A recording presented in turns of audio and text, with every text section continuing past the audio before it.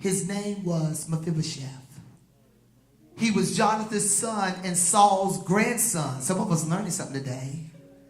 When he came to David, he bowed low to the ground in deep respect. David said, "Greetings, Mephibosheth." Mephibosheth replied, "I am your servant." "Don't be afraid," David said. "I intend to show kindness to you because of my promise to your father Jonathan. I will give you all the property that once belonged to your grandfather Saul, and you will eat here with me at the king's table." Mephibosheth bowed respectfully and exclaimed, "Who is your servant that you should show such kindness to? A dead dog like me." Tell your neighbor, don't forget where you come from.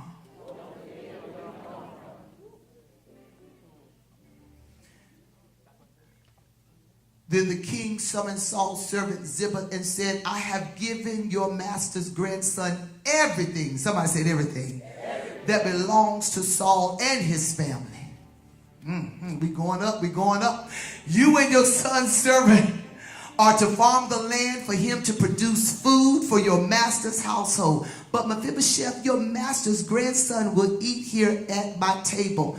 Ziba had 15 sons and 20 servants.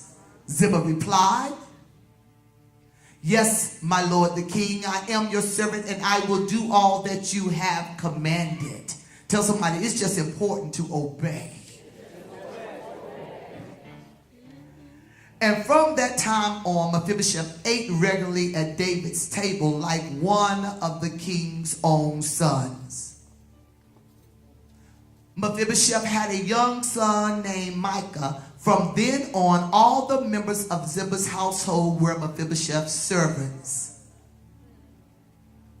And Mephibosheth, who was crippled in both feet, lived in Jerusalem and ate regularly at the king's table. Are you ready to come down the sliding board? Look at your neighbor and tell him, "My lame days are over." Come on, somebody. Tell somebody, "My crippled days are over." Yes, God is calling you forth. So I want to speak to you or impart in you today from the topic that my lame days are over, my crippled days are over. You have already, you know the story, but let me give you some backdrop. There's a backdrop to it, amen? The Bible would tell us that if you're not familiar with David and Jonathan were best friends, amen? And Jonathan was whose son? Okay. David had a covenant relationship with Jonathan that even when his father would speak wrong, he would still stand for truth. So in that, when Saul was, even though Saul had a feud going on, I believe, anybody ever watch Andy Griffin? Anybody ever seen Andy Griffin? I love Andy Griffin. Y'all not too young for Andy Griffin. Turn to TV land. Anybody know anything about Ernest T. Bass? Oh my God. Does anybody remember the Darlings? You know, this is my son Durrell. This is my other son Durrell. This is my other son Durrell. Well, the Darlings and Ernestine Bass, they had a feud going on. You see, Ernestine saw something that he liked, which was Mr. Darling's daughter. But Mr. Darling's daughter was promised to Dud Wash. Dud was in the army serving for the country, amen? But when he came back, he was coming back to claim his bride. But old Ernestine Bass had another plan for him. But you see, it was something about Mr. Darling that did not think that Ernestine was supposed to be able to have rights to his daughter because he thought he was from the other side of the track. See, some of you all have not been able to get what it is that you're supposed to get because you've accepted where people have placed you. You've accepted that you are on the other side of the track. You've accepted that you are less than. You've accepted the fact that because you don't have a degree, you can't make $50,000 a year. Tell somebody the devil is a liar.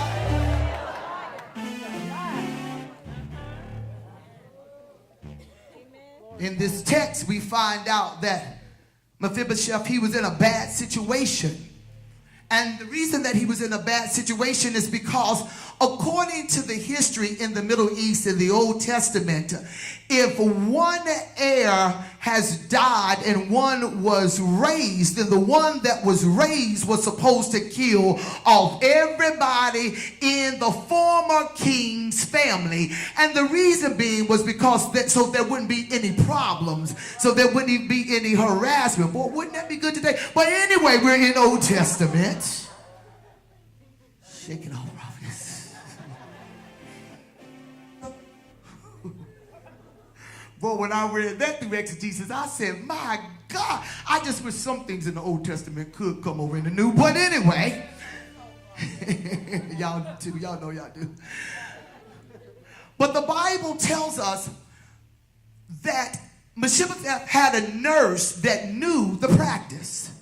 She knew the practice that if the old king died, that they're going to kill everybody in the family. So she began, as you know, pick them up, and she began running. You see that?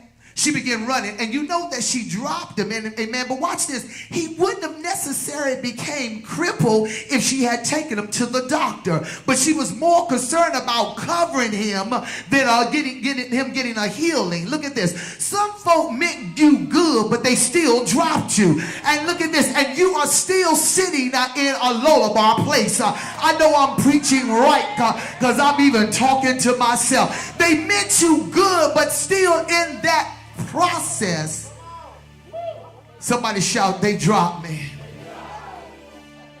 The Bible tells us that he was 5 years old when he found out that he had been shifted from being a royalty to being an orphan. Somebody say lullaby. A place of desperation, a place where there is no green pasture, a place where there is rejection, a place where there is fear, a place where there is hopelessness. If you've ever been there, wave your right hand. This is not just a physical place of location, but it's a mental place of location. It's a spiritual place of location, because it's a place, I don't know about you, where sometimes I'm trying to figure out, why are things going the way they are going? It's a place, mother, where I sometimes try to figure out, why me, Lord? All of us have had some lullaby experiences in our life, but look at somebody and tell them, within these next few days, my lame days are over. Look at somebody and say, matter of fact, my crippled days are over right now. Tell somebody, I'm about to break loose up in here. Do I have any witnesses?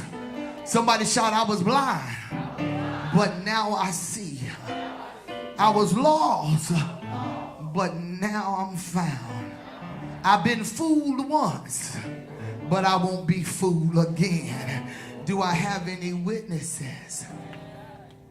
God said it doesn't really matter how many times you've been dropped. God said he come today to do one thing. I need everybody to stand on your feet real quick. He came today to pick you up right where you are, because you've got a place in your life that needs a turnaround. He came to pick you up. Now I want you to grab your neighbor and turn them around. So everybody ought to be turning. Hey, turn your neighbor around. I don't care. Turn your neighbor around. Amen. And look at this. I want you to do a quick jump, and somebody say solid ground. Somebody say solid ground. He placed my feet on solid ground. On solid rock I stand.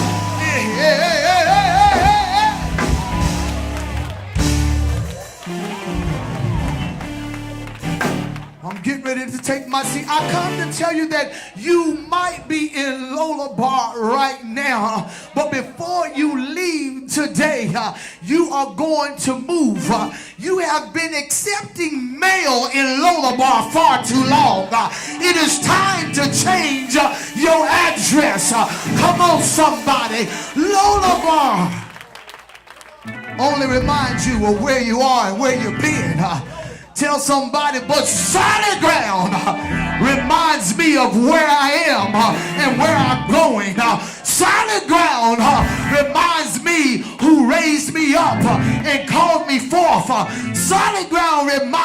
Somebody shout, of the blood of Jesus. David called Mephibosheth forward to bless him. He didn't call him forth to kill him, my God. He called him out to bless him. Look at this. God's trying to bless you right now, but tell your neighbor, you got to come out. Tell him, you got to come out. You got to come out. You got to come out of Lodabar. Don't be afraid, David said to him. I'm strolling up, for I'll surely show you kindness for the sake of